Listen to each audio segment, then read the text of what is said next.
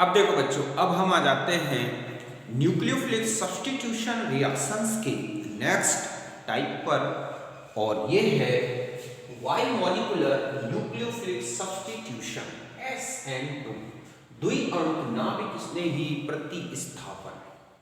Okay, तो देखो बच्चों, bimolecular nucleophilic substitution reactions means ऐसी सब्स्टिट्यूशन रिएक्शंस जिनका रेट ऑफ रिएक्शन न्यूक्लियोफाइल की मोलर कॉन्सेंट्रेशन और जो रिएक्टेंट स्पीसीज है उसकी मोलर कॉन्सेंट्रेशन इन दोनों पे डिपेंड करता है। तो ऐसे न्यूक्लियोफिलिक सब्स्टिट्यूशन रिएक्शंस को हम क्या बोलते हैं? Bimolecular nucleophilic substitution reactions. समझ गए बच्चों कि ऐसी प्रतिस्थापन अभिक्रियाएं जिनका जो अभिक्रिया वेग है वो नाभिक स्नेही जो होता है न्यूक्लियोफाइल उसकी मोलर कॉन्सेंट्रेशन और जो रिएक्टेंट स्पीसीज है जो क्रियाकारी प्रजाति है उसकी मोलर कॉन्सेंट्रेशन इन दोनों पर डिपेंड करता है। तो ऐसे नाभिक स्नेही प्रतिस्थापन को ही हम क्या बोलते हैं?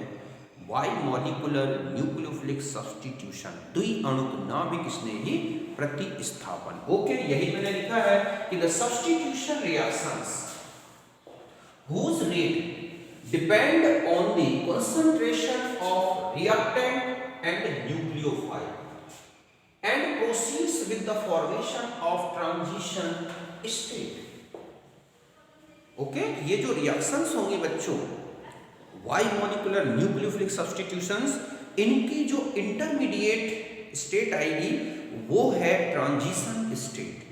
ओके, फिर ट्रांजिशन स्टेट के बाद प्रोडक्ट का फॉर्मेशन होता है। तो यहां जो ट्रांजिशन स्टेट बनती है बच्चों, ये एक स्लो स्टेप है और वन स्टेप में ही कंप्लीट होती है रिएक्शन। तो यहां पर जो स्लो स्टेप है उसमें आप देख रहे हैं कि यहां पर न्यूक्लियोफाइल और यहां पर रिएक्टेंट स्पीसीज दोनों की कॉन्सेंट्रेशन रेट ऑफ रिएक्शन को डिटरमाइन करती है।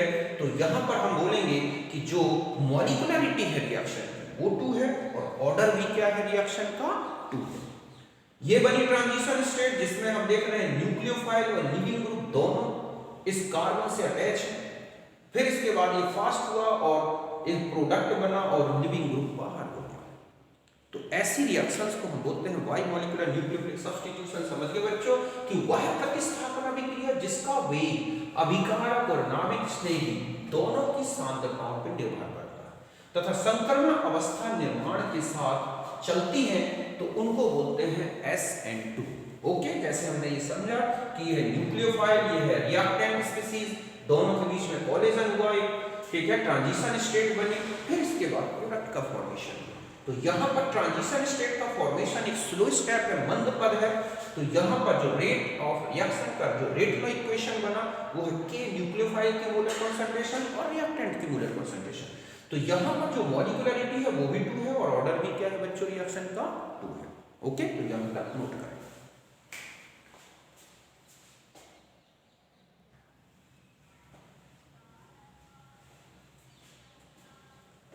अब देखो बच्चों, यहां पर हम आ जाते हैं अब मैकेनिज्म के बारे में। ओके, तो यहां पर ध्यान से देखें कि जो SN2 रिएक्शंस हैं उनकी जो ट्रांजिशन स्टेट है या जो इंटरमीडिएट स्टेज है वो है ट्रांजिशन स्टेट। ये जो ट्रांजिशन स्टेट बनती है इसमें आप देखोगे कि जो न्यूक्लियोफाइल है और जो लिविंग ग्रुप है वो एक अपोजिट डायरेक्शन में होते हैं हमेशा। मींस न्यूक्लियोफाइल लिविंग ग्रुप की अपोजिट साइड से ही क्या करता है बच्चों?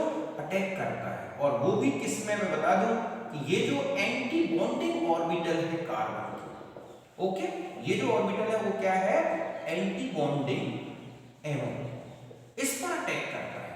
तो यहां पर अभी तो कौन सा हाइब्रिडाइजेशन था बच्चों? sp3। अब जैसे ही न्यूक्लियोफाइल अटैक करेगा तो ये जो कार्बन है वो sp2 हाइब्रिड स्टेट में आ जाता है। अब यहां पर क्या आ जाता है? sp2 हाइब्रिड स्टेट में। ध्यान रखें कि यहां पर ये पेंटागोनल ट्राइगोनल बाइपैरामिडल स्ट्रक्चर दिख रहा है, बट ये sp3d हाइब्रिडाइजेशन नहीं है, यहां पर ये जो कार्बन है इसकी ये जो ऑर्बिटल थी, एक sp3 जो ऑर्बिटल थी वो वेव फ्री हो गई, खुल गई और वो अनहाइब्रिड स्टेट में आ जाती है, जिसका एक लोब तो आप देख रहे हैं न्यूक्लियोफाइल को अटैक कर रहा है, जोड़ रहा है, और एक जो है लिविंग ग्रुप को। मींस अभी यहां पर sp3 हाइब्रिड स्टेट थी और उस हाइब्रिड स्टेट का जो एंटी बॉन्डिंग ऑर्बिटल था बच्चों, समझ गए ना, ये जैसे हाइब्रिड ऑर्बिटल होती है तो ये ऑर्बिटल तो बॉन्डिंग कर रहा था, तो ये जो ऑर्बिटल एंटी बॉन्डिंग बची इसी पर पहले न्यूक्लियोफाइल अटैक करता है। क्यों? क्योंकि यहाँ पर इसके माइनस आई इफेक्ट से काफी पार्शियल पॉजिटिव चार्ज होता है, तो ऐसे में इलेक्ट्रॉन डेंसिटी कम होती है, अटैक कर देता है। और जैसे ही ये पार्शियली बॉन्डेड होता है, अब ये हाइब्रिड ऑर्बिटल जो है अनहाइब्रिड हो जाती है और ये जो है p ऑर्बिटल होगी, प्योर p ऑर्बिटल, जिसके एक लोब से न्यूक्लियोफाइल तो दूसरे से आप देख रहे हैं लिविंग ग्रुप बॉन्डेड है। ये एक ट्रांजिशन स्टेट है, यहाँ पर कार्बन की sp2 हाइब्रिड स्टेट है। स्ट्रक्चर भले इसका ज्योमेट्री आप देख रहे हैं वो ट्राइगोनल y पैरामीटर दिख रहा है, तो यहाँ पर ध्यान रखें sp3d हाइब्रिडाइजेशन नहीं है। फिर ये जो ट्रांजिशन स्टेट है बच्चों बहुत ही फास्ट है, किसमें चेंज हो जाती है? प्रोडक्ट। अब ये क्या बन गया? प्रोडक्ट। और यहाँ आप देख रहे हैं कि जो हैलाइड ग्रुप है बाहर हो गया, तो ये जो कॉन्फ़िगरेशन है अभी आप देख रहे थे ये इस तरफ एक अम्ब्रेला की तरह इस तरफ, जैसे ही न्यूक्लियोफाइल आया ये प्लेनर हो गया उस तरफ और इस तरफ, और ये और जैसे ही न्यूक्लियोफाइल अब यहाँ आएगा तो अम्ब्रेला उस तरफ फैल गया। मींस एक अम्ब्रेला इफेक्ट दिख रहा है कि यहाँ पर अम्ब्रेला फैला था फिर उस तरफ हो गया, और इस तरह से हमारे पास जो प्रोडक्ट बना उसमें एक इन्वर्ट कॉन्फ़िगरेशन आ गया। ओके, तो SN2 रिएक्शन में जो प्रोडक्ट है वो इन्वर्ट कॉन्फ़िगरेशन रखता है। अगर वो एक एसिमेट्रिक कार्बन रखता है जिस पर न्यूक्लियोफिलिक सब्स्टिट्यूशन होता है, तो ध्यान रखें इसमें जो है D से L या L का D हो जाता है, मींस इसमें एक इन्वर्जन होता है। अगर सिंपल है किसी भी प्रकार का कोई इसमें जो है एसिमेट्रिक कार्बन नहीं है तो बस इसका कॉन्फ़िगरेशन इन्वर्ट हो जाएगा, भले वो D का D या L का L उसमें DL आएगा नहीं, बट अगर ये एसिमेट्रिक कार्बन है तो फिर ये अपना कॉन्फ़िगरेशन इन्वर्ट करेगा, तो उसका R का S या S का R, D का L या L का D कॉन्फ़िगरेशन होगा। तो हम इसे बोलते हैं इन्वर्ट कॉन्फ़िगरेशन, और रिएक्शन को बोलते हैं इन्वर्जन। क्या हो जाना? Inversion of configuration. ओके, तो ये रिएक्शन कहलाता है SN2 का मैकेनिज्म। तो यहां तक नोट करें, और आप देख रहे हैं कि यहाँ स्लो स्टेप ये है जिसमें आप न्यूक्लियोफाइल और जो रिएक्टेंट है दोनों जो है पार्टिसिपेट कर रहे हैं, तो ये स्लो स्टेप है, इसलिए इसमें जो रेट ऑफ रिएक्शन है वो इस पर और इस पर दोनों की कंसंट्रेशन पर डिपेंड करता है। तो आप यहां तक नोट करें।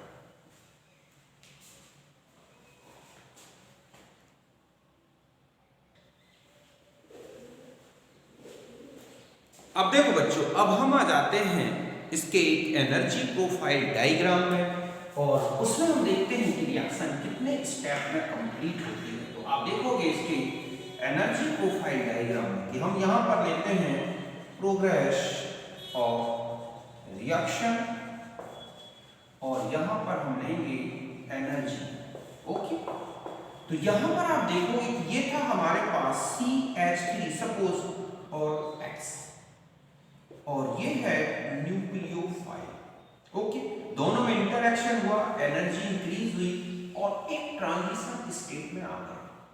हम इस तरह से देखें कि हमारे पास जो ट्रांजिशन स्टेट है वो क्या है। तो यहाँ पर आप देख रहे हैं न्यूक्लियोफाइल था, डैश डैश C, यहाँ H, ये H और ये हो गया हमारे पास। ओके, तो यहाँ पर आप देख रहे हैं 2 मिनट, सॉरी, ओके, तो यहाँ पर हो जाएगा हमारे पास C H dash dash dash H। Okay, ये है H, और यहाँ पर एक न्यूक्लियोफाइल बॉन्डेड है और यहाँ पर है हमारा लिविंग ग्रुप। तो यहाँ पर ये है transition state, highest energy state. फिर क्या होगा? हम जानते हैं कि ये स्लो स्टेप है और कैसा है? RDS। ये 1 स्टेप रिएक्शन है बच्चों, 1 स्टेप में कंप्लीट मींस इसका ट्रांजिशन स्टेट बना। और फिर क्या हुआ कि अगर हम ये देखें कि यहाँ पर ये फास्ट होता है और अब चेंज हो गया NU ओके CH3 मींस जो हमने अभी कॉन्फ़िगरेशन देखा था Nu ये था हमारे पास, ठीक है, कि यहाँ पर अब जो कॉन्फ़िगरेशन है वो ऐसे हो गया Nu dash dash dash H, ये है इस तरह से। यहाँ का कॉन्फ़िगरेशन अगर आप देखते तो ये था हमारे पास कैसा कॉन्फ़िगरेशन H और ये है, सॉरी इसको ऐसे ले लेते हैं, अगर हम 3 डायमेंशनली देखें तो H H H और ये था हमारे पास X। अब आप देख रहे हैं कि बिल्कुल इनवर्ट है। यहाँ पर जो एनर्जी है बच्चों ये भी एक एक्सोथर्मिक है डेल्टा HR, तो यहाँ पर जो डेल्टा HR होता है वो निगेटिव, ये कैसी होती है एक्सोथर्मिक, ठीक है, ट्रांजिशन स्टेट, और इसकी जो इंटरमीडिएट देख रहे हैं आप वो क्या है ट्रांजिशन स्टेट। तो रिएक्शन एक्सोथर्मिक है, ठीक है, इसका डेल्टा HR नेगेटिव होता है, इंटरमीडिएट इसका ट्रांजिशन स्टेट है, और वन स्टेप में कंप्लीट हो जाती है। समझिए बच्चों कि इसका अभिक्रिया की एंथैल्पी ऋणात्मक है, ऊष्माक्षेपी है, ट्रांजिशन स्टेट के साथ चलती है और वन स्टेप में कंप्लीट होती है। प्रोडक्ट जो होता है, ठीक है, वो क्या होता है इनवर्ट हो जाता है, मींस रिएक्टेंट के उल्टा कॉन्फ़िगरेशन आता है। तो ये इसका एनर्जी प्रोफाइल डायग्राम होता है। इसमें जो प्रोडक्ट स्टेबिलिटी है वो रिएक्टेंट से ज्यादा होती है। सपोज अगर हम यहाँ कहें कि Br है तो यहाँ पर आप देखोगे 2p और यहाँ पर क्या है 3p ओवरलैपिंग या 4p ओवरलैपिंग, ओके, कार्बन की 2p, तो ये वीक बॉन्ड है, ओके। और यहाँ पर सपोज हम OH ग्रुप ले लें CH3, अब यहाँ पर 2p ओवरलैपिंग होगी, ओके। अब ओवरलैपिंग होगी तो ये स्ट्रॉन्ग बॉन्ड बन गया बच्चों। तो ध्यान रखें कि न्यूक्लियोफिलिक सब्स्टिट्यूशन तभी पॉसिबल है जब लिविंग ग्रुप के रिस्पेक्ट में जो न्यूक्लियोफाइल आ रहा है वो कहीं ज्यादा स्ट्रॉन्ग बॉन्ड बनाता है, वरना रिएक्शन रिवर्स हो जाएगी। तो यहाँ पर ये ज्यादा स्टेबल प्रोडक्ट बन गया, ये कम स्टेबल था। यहाँ पर जो ओवरलैपिंग थी वो 2p और 4p थी। अगर सपोज Br ले लें, क्लोरीन ले लेंगे तो 3p होगी, बट अगर हम यहाँ फ्लोरीन ले लें तो बहुत ही स्ट्रॉन्ग बॉन्ड होगा और वो ऐसे OH से सब्स्टिट्यूटेड नहीं होगा। तो यहाँ पर जो ट्रांजिशन स्टेट बनी बच्चों आपने देखी यहाँ पर, ओके, तो ये ट्रांजिशन स्टेट हाई एनर्जी वाली स्टेट, तो यही रेट डिटरमिनेटिंग स्टेप। यहां तक आप समझ गए होंगे, आप इसे नोट करें।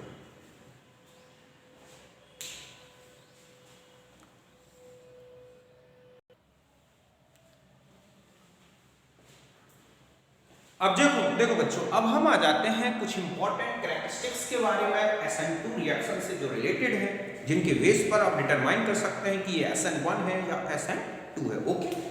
तो फर्स्ट है कि by molecular second order reaction, द्वितीय कोटि की अभिक्रिया। ये तो मैंने पहले ही बता दिया, because rate of reaction depends on the molar concentration of reactants, ठीक है, एंड न्यूक्लियोफाइल बोथ। यहाँ पर हम एक ग्राफिकली रिप्रेजेंट कर सकते हैं कि यहाँ पर हम रिएक्टेंट की कंसंट्रेशन और रेट में, तो आप देख रहे हैं कि ये इस तरह से इंक्रीज हो रहा है जैसे जैसे कंसंट्रेशन इंक्रीज होती है रिएक्टेंट की, या हम न्यूक्लियोफाइल की कंसंट्रेशन पर देखें तो रेट इस तरह से इंक्रीज हो रहा है। जबकि आपने फर्स्ट ऑर्डर में देखा था कि जो न्यूक्लियोफाइल है उसमें जो ग्राफ आ रहा था वो ऐसे था SN1 के लिए, ओके, जबकि ये किसके लिए है बच्चों SN2। वहां पर न्यूक्लियोफाइल रेट ऑफ रिएक्शन को डिटरमाइन नहीं कर रहा था, लेकिन यहाँ पर डिटरमाइन करता है। जितना ज्यादा न्यूक्लियोफिलिक कंसंट्रेशन, जितना ज्यादा रिएक्टेंट कंसंट्रेशन, उतना ही फास्ट रेट होता है रिएक्शन का, ओके। तो समझ गए बच्चों कि ये द्वितीय कोटि की अभिक्रिया है और द्विआंश है। दूसरा पॉइंट है कि इसमें कोई रिएक्शन इंटरमीडिएट स्पीसीज नहीं बनती, मींस कार्बोकैटायन, कार्बेनाइन, फ्री रेडिकल इस तरह से पॉसिबल नहीं है। तो जहां पर कार्बोकैटायन का फॉर्मेशन ना हो, रिएक्शन इंटरमीडिएट नहीं बनता, वहां पर किसी भी प्रकार का मॉलिक्यूलर रीअरेंजमेंट पॉसिबल नहीं है। मींस जहां पर लिविंग ग्रुप है बच्चों, जस्ट वहीं पर न्यूक्लियोफाइल आपको देखोगे जुड़ा हुआ दिखेगा सब्स्टिट्यूशन रिएक्शन के बाद। मींस आप इसमें जो प्रोडक्ट है उसको रीअरेंज प्रोडक्ट में नहीं कन्वर्ट कर सकते, ये केवल SN1 में पॉसिबल है। SN1 में आपने देखा था कार्बोकैटायन बनता है, प्राइमरी से सेकेंडरी, सेकेंडरी से टर्सरी में चेंज होता है, बट इसमें तो उसमें जो न्यूक्लियोफाइल देख रहे थे आप अलग अलग पोजीशन में दिखता है, जहां लिविंग ग्रुप था उसकी अल्फा पोजीशन या बीटा पोजीशन तक पहुंच जाता है, बट इसमें ऐसा पॉसिबल नहीं है। जहां पर लिविंग ग्रुप है उसी कार्बन पर ही जो है न्यूक्लियोफाइल अटैक करेगा और वहीं पर ही सब्स्टिट्यूटेड होगा, अगर ऐसा होता है और इसका मतलब है कि जो प्रोडक्ट होगा वो केवल एक होगा, एक रिएक्टेंट से एक ही प्रोडक्ट होगा और उसकी जो कॉन्फ़िगरेशन होगा वो जस्ट रिवर्स कॉन्फ़िगरेशन होगा रिएक्टेंट की। तो ऐसी रिएक्शन में इन्वर्जन होता है। ओके, तो यहाँ पर यही लिखा है कि no reaction intermediate form, therefore no rearrangement possible in product में। समझ गए बच्चों, इसमें अभिक्रिया माध्यक नहीं बनता, इसलिए पुनर्विन्यास संभव नहीं है। सपोज ये हमारे पास एक रिएक्शन है, यहाँ पर एक X है और SN2 मैकेनिज्म हो रही है, यहाँ पर लिखा हुआ है, तो आप यहाँ का H सब्स्टिट्यूट नहीं कर सकते, मींस यहाँ से हाइड्राइड माइग्रेशन नहीं होगा, केवल और केवल ये यहाँ से हटेगा और न्यूक्लियोफाइल केवल यही अटैक करेगा और ओनली वन प्रोडक्ट का फॉर्मेशन होगा। समझ गए ना, इसमें किसी प्रकार से दूसरा मेजर या माइनर प्रोडक्ट नहीं बनता। ये बहुत ही स्टील स्पेसिफिक है बच्चों, इसमें रिवर्स कॉन्फ़िगरेशन हो जाता है रिएक्टेंट के अपोजिट, मींस रिएक्टेंट कैसा है उसी का रिवर्स प्रोडक्ट का कॉन्फ़िगरेशन आता है। SN2 reaction product has reverse configuration with respect of reactant. ये तो पहले भी हमने मैकेनिज्म में भी देखा है कि SN2 अभिक्रियाओं में जो उत्पाद का विन्यास है वो अभिकारक के विन्यास के सापेक्ष उत्क्रमित हो जाता है, मींस उल्टा हो जाता है। जैसे ये D का है तो L हो जाएगा, R है तो S हो जाएगा, अगर उसमें किसी प्रकार के ऑप्टिकल आइसोमर्स बनते हैं। एक हम इस तरह से भी देख समझ सकते हैं कि किस तरह से रिवर्स कॉन्फ़िगरेशन दिखता है, तो आपको मैंने मैकेनिज्म से भी बताया और सिंपली आप देख सकते हैं कि सपोज हमारे पास ये एक रिएक्टेंट स्पीसीज है। ओके, यहाँ पर आपने देखा कि ये है Br। ओके, अब यहाँ पर एक न्यूक्लियोफाइल आया, तो जब न्यूक्लियोफाइल आएगा बच्चों, तो अब जो ट्रांजिशन स्टेट बनी हुई, ओके, वो ऐसे हो जाएगी। यहाँ पर तो हो गया Br, तो यहाँ पर हमारा क्या ऐड दिखेगा, न्यूक्लियोफाइल। अब जब यहाँ से Br रिवर्स लीव होगा तो यहाँ पर अब आप देख रहे हैं कि न्यूक्लियोफाइल का जो कॉन्फ़िगरेशन दिख रहा है वो बिल्कुल जस्ट उल्टा हो गया। अब न्यूक्लियोफाइल ऐसे आ, तो यहाँ पर आपने देखा कि ये इस साइड में था, अब ये इस साइड में आ गया, कहीं और कोई कॉन्फ़िगरेशन चेंज नहीं हो रहा है, सिर्फ यहाँ पर ही कॉन्फ़िगरेशन चेंज हो रहा है। और वो भी ऐसा इसलिए हुआ क्योंकि यहाँ पर एक एंटी बॉन्डिंग ऑर्बिटल पर अटैक करता है और यहाँ पर आप देख रहे हैं कि यहाँ H था, एक कौन सी स्टेट दिख रही है, ट्राइगोनल, ठीक है, वाया पैरामिडल। बट ध्यान रखें यहाँ हाइब्रिडाइजेशन sp3 to D नहीं है, बल्कि कौन सा है, sp2। और आप देख रहे हैं कि ये है इनवर्ट कॉन्फ़िगरेशन। तो यहाँ पर मेन यही है कि अगर SN2 मैकेनिज्म है तो प्रोडक्ट का जो कॉन्फ़िगरेशन है वो रिएक्टेंट का बिल्कुल इनवर्ट दिखेगा। अब आता है कि ये जो रिएक्शंस हैं इनका रेट, अल्फा सब्स्टिट्यूशन और जो लिविंग ग्रुप है उसके नेचर पर कैसे डिपेंड करता है। ओके, तो देखो बच्चों, नेक्स्ट यही है कि जो SN2 रिएक्शन, ठीक है, reaction rate decreases with increase alpha substitution. समझ रहे बच्चों कि जो अल्फा मींस जहां पर लिविंग ग्रुप बॉन्डेड है, सब्स्टिट्यूशन, तो जो यहां लिखा है कि SN2 का जो वेग है का वेग अल्फा प्रतिस्थापन से घटता है। क्यों घटता है बच्चों, बिकॉज हम यहां कह सकते हैं कि because alpha substitution interfere the formation of transition. समझ रहे हैं कि जो ट्रांजिशन स्टेट बनती है बच्चों उससे बहुत ज्यादा इंटरफेयर करता है। Steric hindrance means produced steric hindrance. दूसरा यह है कि जो उसकी ट्रांजिशन स्टेट होती है उसमें जो एंटी बॉन्डिंग ऑर्बिटल है वो काफी अंदर बंद हो जाता है। ऐसे में ये रेट डिक्रीज होगा। मींस अगर हम यहां कहें कि ये है हमारे पास CH3Cl, तो फिर CH3 CH2Cl CH3 whole twice CHCl and CH3 whole thrice CCl। ये यहाँ पर किसका रेट है बच्चों, SN2। देखो आप कि यहाँ पर अगर बड़े बड़े ग्रुप होंगे ऐसे, और यहाँ है, तो ये जो एंटी बॉन्डिंग ऑर्बिटल है ये क्या होगी कि यहाँ पर ये न्यूक्लियोफाइल आएगा, तो यहाँ सपोज CH3 है, CH3 है, CH3 है, तो ये इसको एंटर होने से क्या होते हैं, रोकते हैं, इसको एंटर ही नहीं होने देंगे। तो ट्रांजिशन स्टेट जो है, नो फॉर्मेशन ऑफ TS, समझ गए बच्चों, संक्रमण अवस्था का बनना तब हो जाएगा या बनेगी ही नहीं।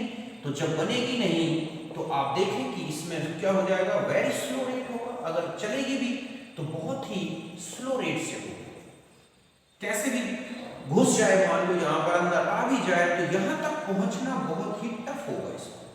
और यही रीजन है कि जितना ज्यादा अल्फा सब्स्टिट्यूशन होगा उतना ही ज्यादा SN2 का जो उतना ही कम SN2 की वेलोसिटी होगी। जबकि आपने देखा था कि SN1 में जितना अल्फा सब्स्टिट्यूशन हो रहा था रेट उतना ही बढ़ रहा था। क्यों? क्योंकि उसमें कार्बोटाइन बनता है, सारे लार्ज ग्रुप जो है वो एक प्लेनर हो जाते हैं और उसकी दोनों साइड फ्री हो जाती है और ऐसे में वो किसी भी डायरेक्शन से अटैक करते हैं। बट यहाँ पर तो ट्रांजिशन स्टेट बनी है और ट्रांजिशन स्टेट हमेशा न्यूक्लियोफाइल के अपोजिट होती है। तो जब ये जो अम्ब्रेला बना हुआ है इन ग्रुप्स का, वो हम इस ग्रुप के अपोजिट है और जो न्यूक्लियोफाइल है उसी अम्ब्रेला से उसको घुसना है, तो यहाँ इंटरफेयर आएगा और ऐसे में SN2 रिएक्शन का जो वेग है बच्चों वो घट जाएगा, उसकी वेलोसिटी, इसका रेट जो है स्लो हो जाएगा। ओके, तो ये इफेक्ट पड़ता है जब क्या हो, बहुत अधिक क्राउडिंग। नेक्स्ट होता है कि SN2 का जो रेट है बच्चों वो किस तरह से लिविंग नेचर पे डिपेंड करता है। तो ध्यान रखें कि ट्रांजिशन स्टेट के बाद लिविंग ग्रुप को हटना है, तो जितना हटने के बाद वो जितना लो बेसिक होगा उतना ही अच्छा SN2 का रेट होगा। SN2 रेट जो है, ओके, ये है inversely proportional to the basicity of leaving group.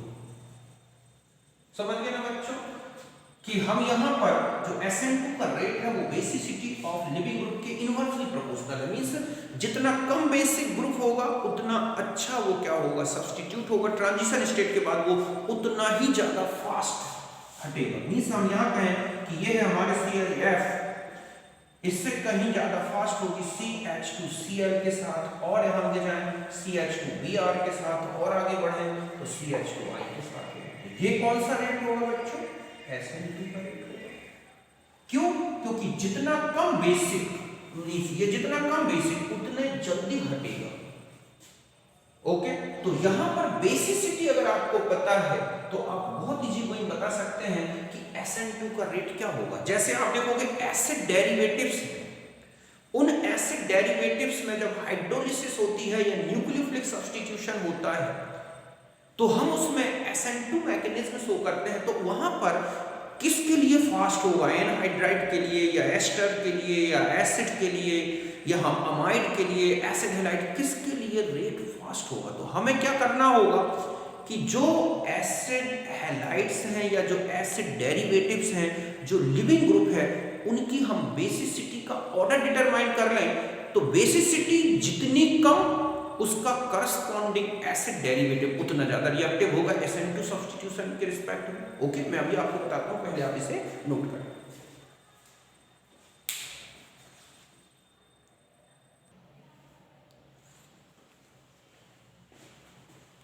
अब देखो बच्चों, सबसे इंपॉर्टेंट क्वेश्चन है ये।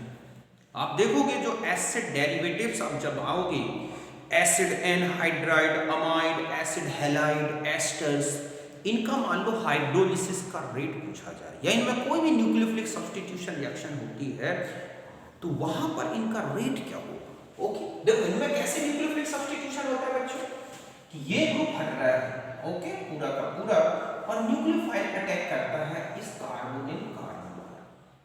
ओके, लेकिन यहां ध्यान रखें कि ये पहले नहीं हटते, न्यूक्लियोफाइल अटैक करते हैं, इनमें ट्रांजिशन स्टेट बनती है, मींस यहां सब में SN2 reaction. Okay, SN2 mechanism हुआ, ये सब के प्रोडक्ट्स हुए और ये ग्रुप रिमूव हुआ, ये इनके लिविंग ग्रुप है। ये क्या है बच्चों, Lg। ओके, अभी मैंने आपको बताया है कि rate of substitution reaction is inversely proportional to the basicity of leaving group. जितना कम बेसिक उतना ही ज्यादा SN2 का रेट। ओके, तो यहां पर ये देख रहे हैं हम, ये है conjugated base means leaving group. इनका कॉन्जुगेटेड एसिड देखोगे ये होगा ROH, RCOOH, HX, NH3। अगर हम इन एसिड्स की एसिडिटी का ऑर्डर देखें तो सबसे ज्यादा एसिडिक क्या है? HX, उससे कम कार्बोक्सिलिक एसिड, अल्कोहल और अमोनिया। और अगर हम बेसिसिटी का ऑर्डर देखें तो X RC। क्यों? क्योंकि एसिड का, स्ट्रॉन्ग एसिड का कॉन्जुगेटेड बेस हमेशा वीक होता है। तो यहां पर आप देखोगे कि सबसे वीकेस्ट बेस क्या है? X-, उससे थोड़ा स्ट्रॉन्ग क्या है? RC, और सबसे स्ट्रॉन्गेस्ट कौन है यहां पर? NH2-। तो यहां पर अभी आपने देखा कि SN2 का जो रेट था वो inversely proportional to the basicity of Lg। समझ गए बच्चों? निकलने वाले समूह की क्षारीयता का उल्टा है। तो इसका मतलब है कि ये हमारी रिएक्टिविटी का ऑर्डर होगा, मींस सबसे फास्ट जो सब्स्टिट्यूटेड होगा वो क्या? X-, फिर उससे कम रेट पर RCOO, उससे कम एस्टर और सबसे कम NH2 का सब्स्टिट्यूशन होगा। तो अब आपको यहां पर एक ऑर्डर पूछा जाए कि इनकी रिएक्टिविटी का ऑर्डर क्या है, तो आप देखोगे कि इनकी रिएक्टिविटी का ऑर्डर आप कैसे बताएंगे। तो देखो यहां पर सबसे फास्ट कौन सा होगा बच्चों? थर्ड। फिर उसके बाद आप देख रहे हैं कौन आ जाएगा? 2, सब्स्टिट्यूशन। फिर आप किस में आ जाएंगे? फर्स्ट में। और सबसे स्लो रेट से कौन में होगा? फोर्थ में। ये होगा SN2 का रेट, जो कि एसिड डेरिवेटिव्स में हमें देखने को मिलता है।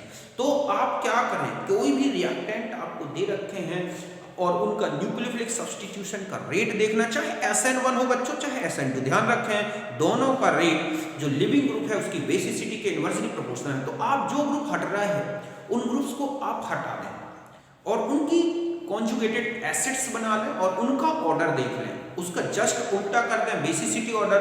जो बेसिसिटी ऑर्डर है बच्चों उसके बेस पर आप SN2 मैकेनिज्म का ऑर्डर बता सकते हैं कि हमारी बेसिसिटी का ऑर्डर क्या है, तो रिएक्टिविटी का ऑर्डर क्या है। तो सबसे कम बेसिक अभी आपने देखा था X-, उससे ज्यादा बेसिक RCOO-, उससे ज्यादा बेसिक RO और उससे ज्यादा बेसिक क्या है? NH2। तो जो बेसिसिटी का ऑर्डर देख रहे हैं आप उसके उल्टा इनकी रिएक्टिविटी का ऑर्डर है, मींस सबसे फास्ट रिमूव होगा X-, फिर RCOO-, फिर RO- और NH2। समझ गए ना? मैंने अभी आपको एसिडिटी का ऑर्डर बताया था, फिर आपको बेसिसिटी का ऑर्डर बताया। अब आप इसी बेसिसिटी के ऑर्डर में जो सबसे लोवेस्ट बेस है उस ग्रुप का सब्स्टिट्यूशन सबसे फास्ट होगा। और इस ऑर्डर पर आपने देखा कि जो एसिड डेरिवेटिव्स हैं उसमें एसिड हैलाइड सबसे रिएक्टिव है, फिर आते हैं हमारे क्या? एनहाइड्राइड, फिर आते हैं क्या? एस्टर्स, और सबसे कम न्यूक्लियोफिलिक सब्स्टिट्यूशन रेट किसमें मिलता है? हमें अमाइड्स में। तो यहां तक आप समझ गए होंगे कि इस बेस पर ही हम SN1 और SN2 रेट्स डिटरमाइन कर सकते हैं। तो यहां पर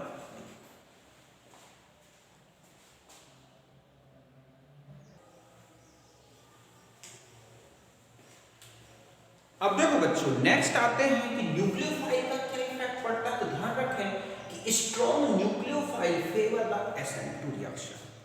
जितना स्ट्रॉन्ग न्यूक्लियोफाइल होगा वो SN2 के फेवर में आएगा। ऐसा क्यों होता है बच्चों? क्योंकि न्यूक्लियोफाइल अगर बहुत स्ट्रॉन्ग है, बहुत अच्छा इलेक्ट्रॉन पेयर डोनर है, तो वो निकलने का, लिविंग ग्रुप के निकलने का इंतजार नहीं करता, बल्कि वो क्या करता है? उस कार्बन पे जाके अटैक करना शुरू कर देता है जिसमें लिविंग ग्रुप बॉन्डेड था और फिर उसको हटा देता है। जबकि वीक न्यूक्लियोफाइल होता है ना, तो वो SN1 के फेवर में होता है, क्योंकि वो वीक है। जब वो इंतजार करता है कि कार्बोकैटायन बने, पॉजिटिव चार्ज आए, तब मैं वहां जुड़ूंगा।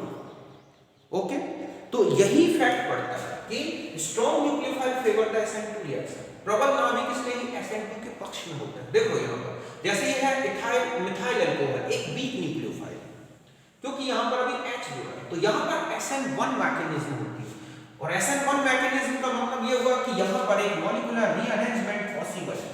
ठीक है, कि हम मॉलिक्यूलर रीअरेंजमेंट पॉसिबल होता है और 2 प्रोडक्ट्स बन रहे हैं। इसमें माइंड का इमेज है, तो यहाँ 2 प्रोडक्ट्स का मिक्सचर बन रहा है। सीधा सा है कि यहाँ पर अब जो रिएक्शन हो रही है, तो यहाँ SN1 हम किसका फेवर से?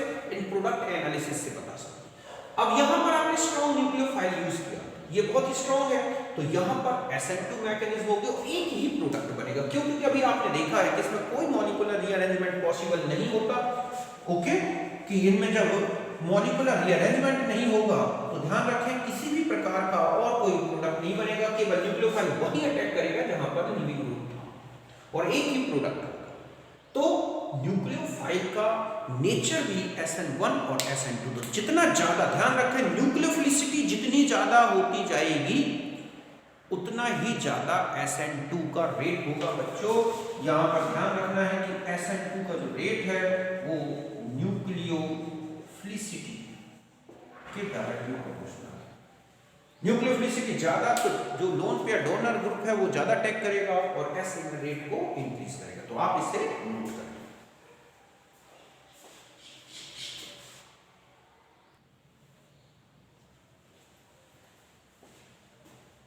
अब देखो बच्चों नेक्स्ट है कि जो मीडियम है उसका क्या इफेक्ट पड़ता है। तो ध्यान रखें कि polar aprotic medium favour the SN2 reaction, polar protic medium favour the SN1 reaction. यहां ध्यान रखना कि polar aprotic solvent favour the SN2 reaction, ध्रुवीय एप्रोटिक विलायक SN2 के पक्ष में होता है। सपोज हम यहां देखें ये हमारे पास रिएक्टेंट है, हमने OH एक्वस का यूज किया, लेकिन यहाँ पर जो मीडियम है यहाँ होता है कि OH, ऐसा नहीं है OH आपने KOH का यूज किया, मीडियम है DMF या DMSO या एसीटोन, अगर ये मीडियम आप यूज करते हैं तो ये एक कौन सा मीडियम है बच्चों, पोलर एप्रोटिक मीडियम।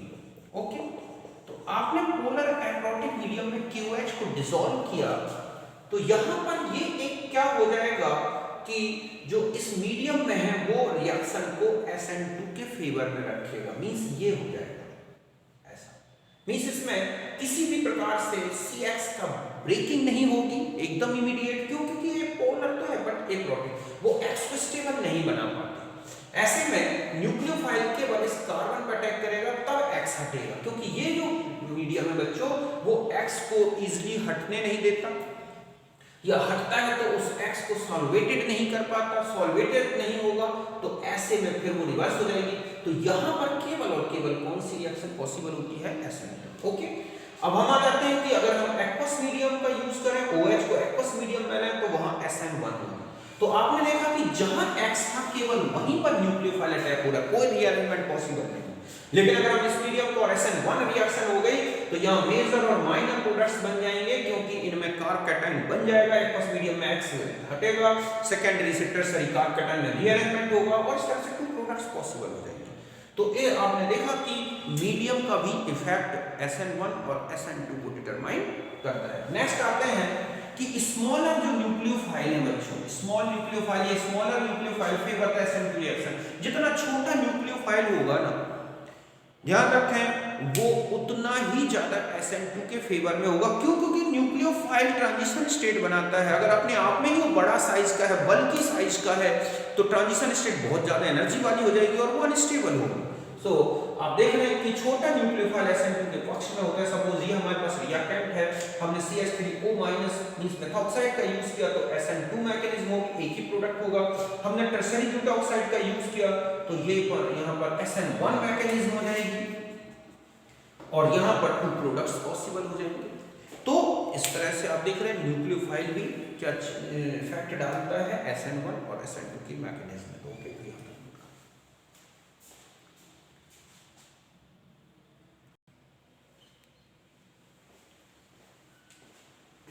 अब देखो बच्चों और भी आता है कि जो कॉन्जुगेशन है, संयुग्मन है, वो भी SN2 को प्रभावित करता है, इफेक्टेड करता है। कैसे देखो, यहां पर कॉन्जुगेशन है, Br है, OH से आपने सब्स्टिट्यूशन कराया तो ये SN1 होगा। ऐसा क्यों, क्योंकि इसमें कार्बकैटायन बनेगा, कार्बकैटायन का जो स्टेबिलिटी है वो कॉन्जुगेशन से बढ़ेगी और इस तरह से ये दो प्रोडक्ट पॉसिबल हो जाएंगे बच्चों। यहाँ पर एक ये पॉसिबल हो गया और एक ये पॉसिबल हो गया। तो यहाँ SN1 है, कॉन्जुगेशन के कारण कार्बकैटायन की स्टेबिलिटी आएगी, बट यहाँ कॉन्जुगेशन नहीं है तो यहाँ पर केवल इसमें अटैक होगा और ये ही प्रोडक्ट ओनली वन प्रोडक्ट बनेगा। तो यहाँ पर क्या है, SN2। जस्ट यहाँ देखें ये कॉन्जुगेशन है, आपने OH से सब्स्टिट्यूशन कराया तो SN1 से मैकेनिज्म चलेगी। अगर हम इसकी बात करें तो यहाँ OH से तो ये रिएक्शन होगी। जस्ट ऐसा ही हम इससे देख सकते हैं कि सपोज हमारे पास ये है CH2OH, ओके, और एक रिएक्टेंट और यहां पर देखिए कि हमारे पास ये है CH2 और X है यहां पर, ओके, और यहां कॉन्जुगेशन है। तो आप देखोगे कि यहां पर SN2 मैकेनिज्म होगी और हमारे पास केवल एक ही प्रोडक्ट पॉसिबल है और वो ये है।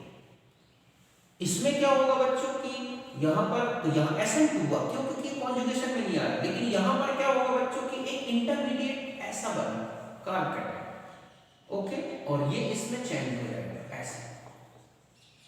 तो यहां पर जैसे ही CH2 तो यहां पर पॉजिटिव चार्ज आएगा, तो ये कॉन्जुगेशन होगा। ऐसे में ये ज्यादा स्टेबल है या कम है, तो हम देखेंगे कि यहां पर हमारे पास 2 प्रोडक्ट्स पॉसिबल हो जाएंगे, OH और एक हम देखेंगे डबल बॉन्ड CH2 और OH।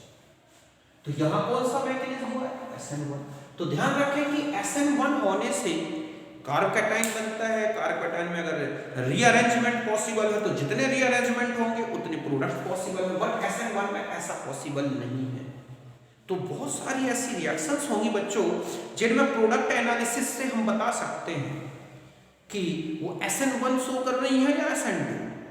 तो ध्यान रखें कि पोलर पहला तो ये ध्यान रखना कि जितने भी टर्सरी अल्फा सब्स्टिट्यूटेड जितने भी रिएक्टेंट्स हैं उनमें सब्स्टिट्यूशन हो रहा है तो SN1 ही देना है। जितने ऐसे जिनमें कॉन्जुगेशन दिखता है या एरोमेटिक कैरेक्टर आता है, कॉन्जुगेशन दिखता है, उनमें भी आपको SN1 ही देखना है, और जिनमें प्राइमरी नेचर है उनमें SN2 देखना है।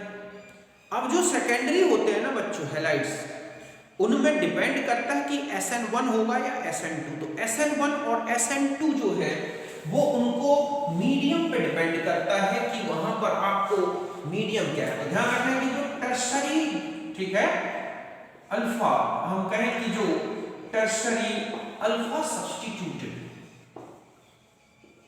रिएक्टेंट्स हैं उनमें तो SN1 1 डिग्री जो है सब्स्टिट्यूटेड उनमें SN2, ठीक है। और कॉन्जुगेटेड है बच्चों, कॉन्जुगेटेड स्पीशीज, ओके, जैसे कि एलाइलिक, बेंजाइलिक, इस तरह से इनमें तो देना है SN1। नॉन कॉन्जुगेटेड जो है, ठीक है, उनमें आ जाएगा SN2। अब आता है कि जो सेकेंडरी है, ठीक है, एल्काइल हैलाइड या अल्कोहल्स, उनमें SN1 कब होगी। देखो SN1 जब क्या हो, पोलर प्रोटिक मीडियम, एक तो ये ध्यान रखना है, ओके, जैसे कि H2O, ethyl alcohol, methyl alcohol, इस तरह का मीडियम हो। एक दूसरा है कि बल्कि अगर हो, बल्कि साइज, न्यूक्लियोफाइल, ओके। थर्ड है लो बेसिसिटी, हालांकि ये दोनों के रिस्पेक्ट में आएगी, ये है। तो पोलर एप्रोटिक मीडियम हो, बल्कि साइज का न्यूक्लियोफाइल हो, मींस न्यूक्लियोफिलिसिटी लो हो, तब यहां पर SN1 बताना है। और अगर इन्हीं में आपको देखना है, और भी बता दूं, इसमें फोर्थ है हाई कॉन्सेंट्रेशन, ठीक है, concentration of nucleophile, sorry low concentration, ठीक है, या हम ये कहें कि लो कॉन्सेंट्रेशन ऑफ न्यूक्लियोफाइल ली गई हो, वीक न्यूक्लियोफाइल लिया गया हो, तो पोलर प्रोटिक मीडियम हो, जैसे ये है, बल्कि साइज के न्यूक्लियोफाइल दिख रहे हो, लो बेसिसिटी वाला हो, लो कॉन्सेंट्रेशन ऑफ न्यूक्लियोफाइल हो, वीक न्यूक्लियोफाइल हो, मींस बड़ा न्यूक्लियोफाइल दिख रहा हो बच्चों, जो बेसिसिटी है वो कम हो, ऐसे ही कॉन्सेंट्रेशन न्यूक्लियोफाइल की जो सांद्रता है वो कम हो, या फिर वीक न्यूक्लियोफाइल है, वहां पर SN1 बताना है किसके साथ, सेकेंडरी के साथ, चाहे वो कोई भी हो, एल्काइल हैलाइड हो या अल्कोहल हो।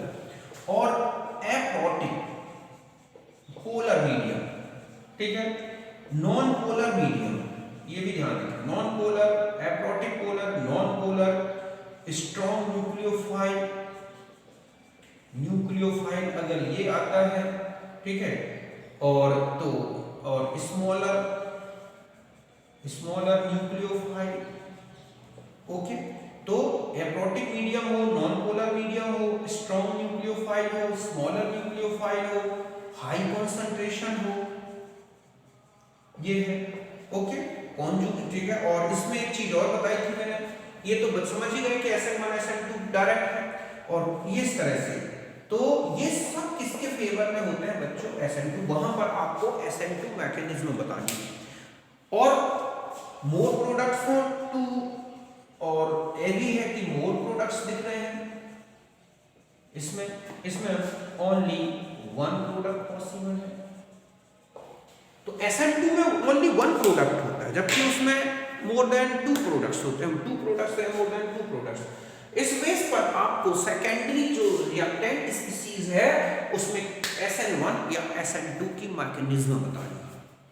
अभी हम देखेंगे जैसे विलियमसन ईथरिफिकेशन है, ईथर्स का HI हैलोजन एसिड्स से रिएक्शंस है, ठीक है। तो इनमें कब SN1 कब SN2 होगी, हम बहुत सारे एग्जांपल्स लेंगे और भी बहुत सारे रिएक्टेंट स्पीसीज लेंगे, उनमें हम डिसाइड करेंगे कि वो SN1 है या SN2 है, हम नेक्स्ट वीडियो में लेंगे। फिर हम लेंगे स्टीरियोकेमिस्ट्री के बारे में। ओके, तो फिर मिलते हैं नेक्स्ट। तो बिल्कुल सीधा सा ध्यान रखना है कि अल्फा टर्शरी है तो SN1, प्राइमरी है तो SN2, सेकेंडरी में है तो ये कंडीशंस याद रख के SN1 और SN2 का मैकेनिज्म डिटरमाइन करना है। तो मैंने सारी इंपॉर्टेंट जो कैरेक्टरिस्टिक्स थे SN2 से रिलेटेड वो आपको मैंने बताया। इन्हें आप अच्छी तरह से समझें, देखें, नोट करें और फिर क्वेश्चंस करें। नेक्स्ट वीडियो में हम बहुत सारी रिएक्शंस लेंगे, उनमें डिसाइड करेंगे SN1 और SN2 मैकेनिज्म। इसके अलावा स्टीरियोकेमिस्ट्री ऑफ न्यूक्लियोफिलिक सब्स्टिट्यूशन हम उसे बिल्कुल डिटेल में अलग से समझें। ओके, तो मिलते हैं नेक्स्ट वीडियो में, तब तक के लिए बाय, नमस्कार, थैंक यू।